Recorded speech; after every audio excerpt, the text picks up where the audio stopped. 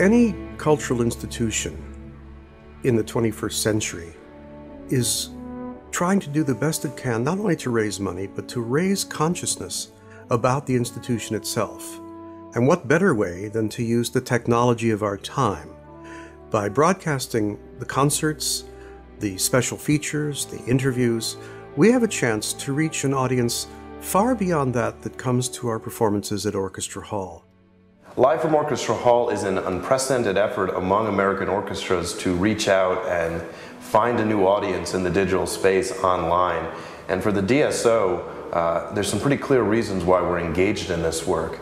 One is that our mission is to be as accessible as we can, and it means making sure that our music and the work that we do is available to music lovers anywhere. You can go online for free, log in, and be a part of this experience where great music is just reaching you, great artists are in your home, you're learning from them during the intermission content, you're experiencing the music that they produce, and it really just creates this sort of this atmosphere that music is for everyone and it's possible anywhere.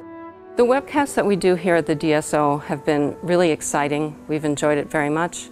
There's a lot of planning that goes into this, as you can well imagine. During the webcast, it gets really crazy. There's a lot of wrangling that has to go on.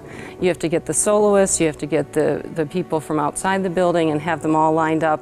We have to make sure that the activity backstage is at a minimum, but then you also have the musicians that are trying to get on stage in order to warm up and perform their concert for the night.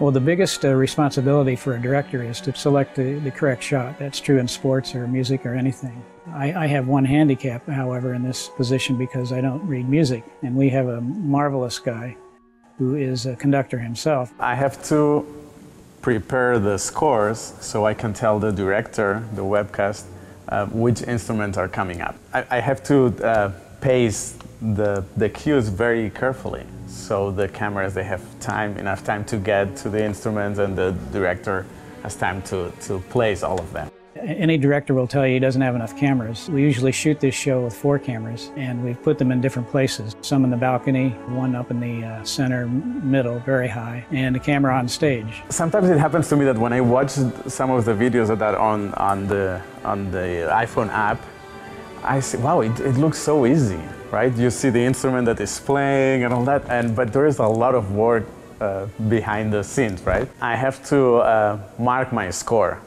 It means not only mark the cues where the instrument comes in, but at least 3 or 4 seconds before, I have to tell the director about that instrument. So I have my scores all full of post-its, and sometimes I practice even saying it, because sometimes they are so close that I don't have time to say one or another. It means that I have to change that one.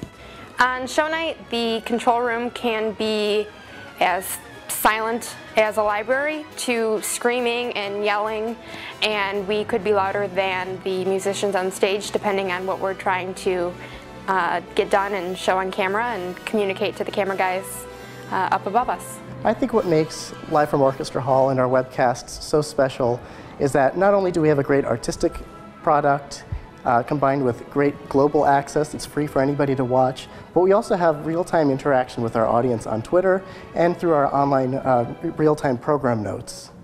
I have the pleasure of conducting all over the world. This season, every place I've gone, somebody will inevitably come backstage and say that they caught one of the DSO webcasts.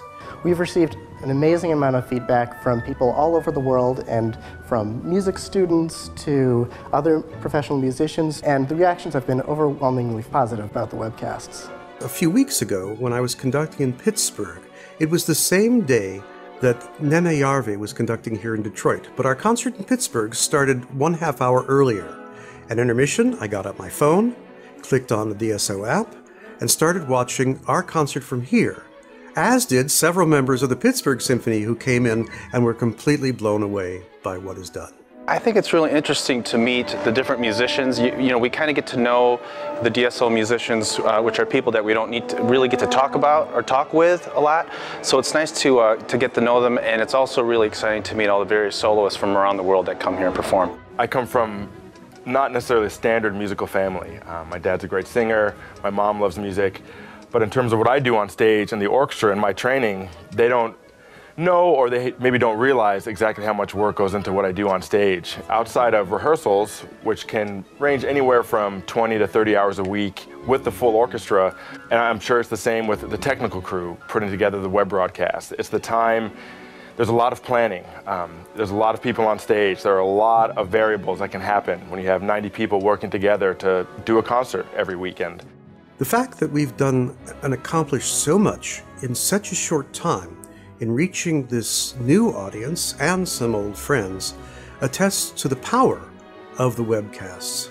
It also is an unlimited opportunity for growth. What can these be like 2, 3, 5, 10 years from now?